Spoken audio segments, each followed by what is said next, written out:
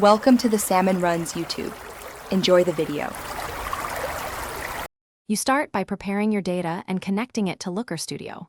You must ensure column names and date formats match across sources so joins behave predictably.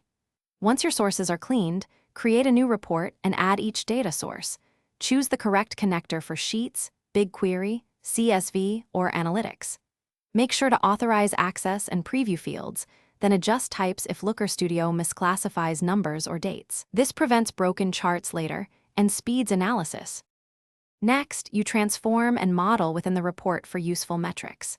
Create calculated fields to compute ratios, percentages, and conditional flags so you avoid changing raw sources.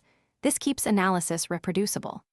When you need cross-source insights, blend data on clean keys or set up joins in BigQuery and bring the result in. Blending requires matching key types.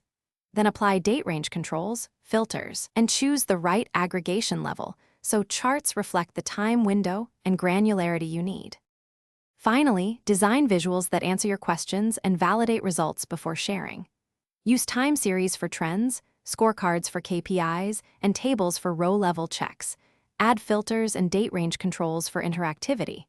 Once done, validate each chart by comparing totals to the original source and inspect sample rows to catch join or filter errors.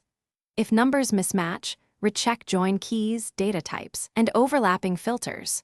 One common fix is correcting a date time zone or duplicate key causing double counting. Thanks for watching. Consider subscribing if we helped you.